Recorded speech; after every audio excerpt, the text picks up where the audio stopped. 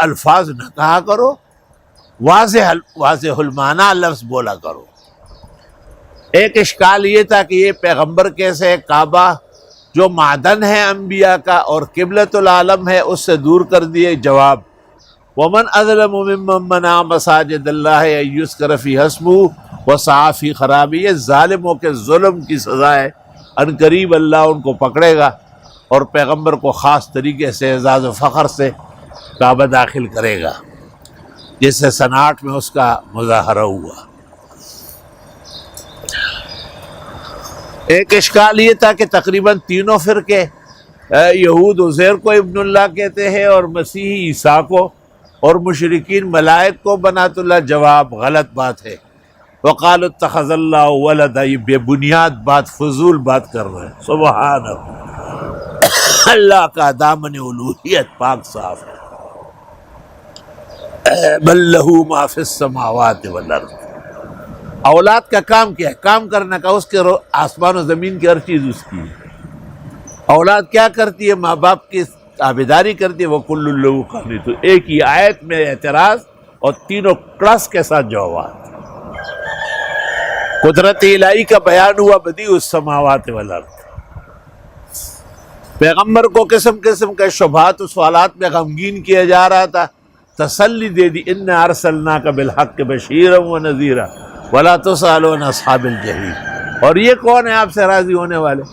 وَلَن تَرْضَىٰ عَنْكَ الْيَهُودُ وَلَا النَّصَارَىٰ حَتَّىٰ تَتَّبِعَ مِلَّتَهُمْ قُلْ إِنَّ هُدَى اللَّهِ هُوَ الْهُدَىٰ وَلَئِنِ اتَّبَعْتَ أَهْوَاءَهُمْ بَعْدَ الَّذِي جَاءَكَ مِنَ الْعِلْمِ مَا لَكَ مِنَ اللَّهِ مِن وَلِيٍّ وَلَا نَصِيرٍ۔ ارشاد ہوا کہ سارے ایک جیسے نہیں ہیں، آسمانی کتابوں کے علم اور اس کے تشکر ماننے والے مان رہے۔ الذین آتیناہم الکتاب یتلونہ حق تلاوتہ اولئک یؤمنون بہ ومن یکفر بہ فاولئک هم الخاسرون۔ چنانچہ نعم مدللہ کا بیان شروع ہوا اور اس ضمن میں ابراہیم علیہ السلام کی کچھ آزمائشوں کا تذکرہ ہوا، اور ان کو اللہ نے رہتی دنیا کا امام الانبیاء اور امام الائمہ بنا لیا۔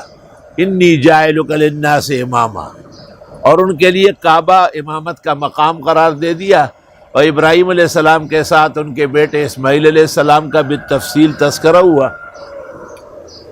اور نعم مدللہ ہم اس کو اس لیے کہتے ہیں کہ اس میں کعبہ، تاریخ کعبہ، تاسیس کعبہ، تعمیر کعبہ، تکمیل کعبہ، دعائے کعبہ، امام کعبہ کی تشریف آوری۔ ربنا وبعث فیہم رسولا منہم یتلو علیہم آیاتک ویعلمہم الکتاب والحکمہ۔ پھر یہ کہتے تھے کہ یہ تو ابراہیم کے خلاف ہے۔ جواب: وَمَن يَرْغَبُ عَن مِّلَّةِ إِبْرَاهِيمَ إِلَّا مَن سَفِهَ۔ یہ بالکل بے وقوفی کی باتیں کرتے ہو، ابراہیم علیہ السلام کا راہ و رسم چھوڑنے کا ہے ہی نہیں، وہ تو دونوں جہانوں کے مقتدا ہے اور پیغمبر عین ان کا مظہر ہے، بلکہ آپ کی دعاؤں کا نتیجہ۔ آپ نے کہا: نہ دعوت ابی ابراہیم و بشارت اخی عیسیٰ و رویا ملتی رات فی المنام انہ خرج منہا نور و اضاءت لہا منہا قصور الشام۔ رواہ ابن کثیر سندن و متنن فی تفسیرہ۔ اس کے بعد بنی اسرائیل کو بعض تاکیدات کی گئی ہے کہ تم لوگ کبھی یعقوب علیہ السلام پہ تہمت لگاتے ہو۔ یعقوب علیہ السلام کو جانتے ہو، انہوں نے اپنے بیٹوں کو کیا کہا تھا؟ اور ابراہیم علیہ السلام نے: ان اللہ اصطفیٰ لکم الدین فلا تموتن الا وانتم مسلمون۔ تمہیں یاد ہے یعقوب علیہ السلام کے انتقال کے وقت بیٹوں کو کہا: ماذا تعبدون من بعدی؟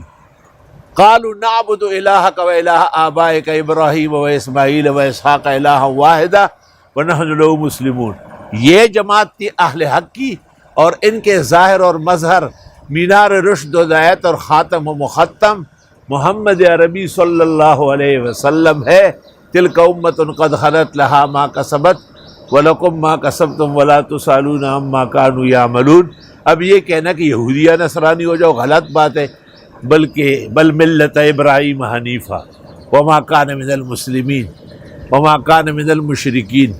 اور ابراہیم علیہ السلام کے ملت پر تفصیل اور اس کی علامات صادقہ اور ان کے مانعین اور منکرین کی تقبیح اور تشنیع، اور آخری صورت میں پھر وہی بات لوٹا دی گئی کہ یہ پیغمبر اپنے آباء و اجداد نبوت اور رسالت پر صحیح طرح گامزن ہے۔ ایک اشکال انہوں نے کیا تھا کہ یہ پیغمبر کبھی ایک طرف نماز پڑھتے ہیں کبھی دوسری طرف، مکہ میں کعبے کی طرف، مدینہ آ کر کے 16 ماہ 10 دن بیت المقدس کی طرف. یہ کیسے ہوا؟ تو ایک جواب پہلے دے دیا، اس کو کہتے ہیں جواب مجمل. وَلِلَّهِ الْمَشْرِقُ وَالْمَغْرِبُ اَيْنَمَا تُوَلُّوا فَثَمَّ وَجْهُ اللَّهِ. میں تو اللہ کے حکم کا منقاد ہوں. کہا یہاں پڑھو، میں نے یہاں کیا. کہا یہاں پڑھو، میں نے یہاں پڑھنا شروع کیا. اور تفصیلی جواب یہاں سے ہے سَيَقُولُ السُّفَهَاءُ مِنَ النَّاسِ کہ انبیاء علیہم السلام اللہ کی وحی کے پابند ہوتے ہیں. اللہ تعالیٰ کی تفصیلی وحی آئی ہے کہ اب القدس ہمیشہ کے لیے چھوڑ دے اور آپ اپنے پسندیدہ قبلہ کعبہ کو اختیار فرما لے.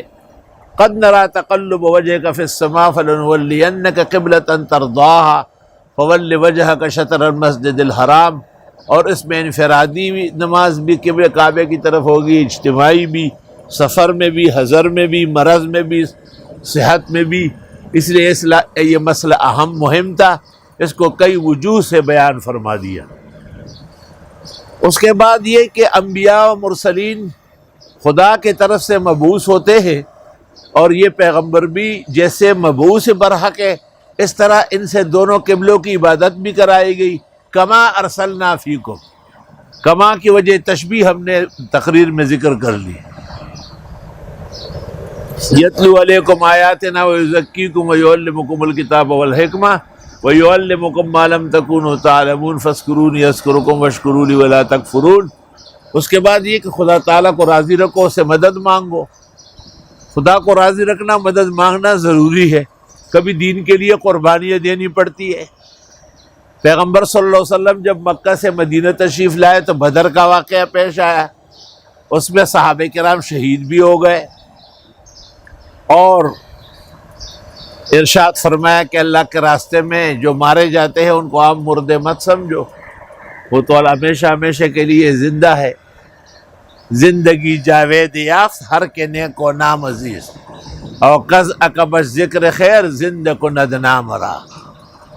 اور ہرگز نمیرد آں کے دل زند شد بعشق سب تست بر جرید عالم دوام ماں. نہیں برسوں پہ کچھ میات، نہیں برسوں پہ کچھ مدار حیات، موت پر زندگی تمام نہیں.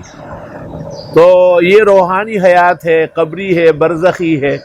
بعض بزرگوں نے احتراماً اس کو دنیاوی بھی کہا ہے. وفیہ ما فیہ. محقق الاثر شیخ و مرشد نے عاجز کے کہنے پر دفع شبہ لکھا تھا، کاش کہ اس کی کوئی کاپی مل جائے. فرمایا ہر زمانے میں ایسی مشکلات پیش آتی ہے، یہ آزمائشیں گزارنی پڑے گی. وَلَنَبْلُوَنَّكُمْ بِشَيْءٍ مِّنَ الْخَوْفِ وَالْجُوعِ وَنَقْصٍ مِّنَ الْأَمْوَالِ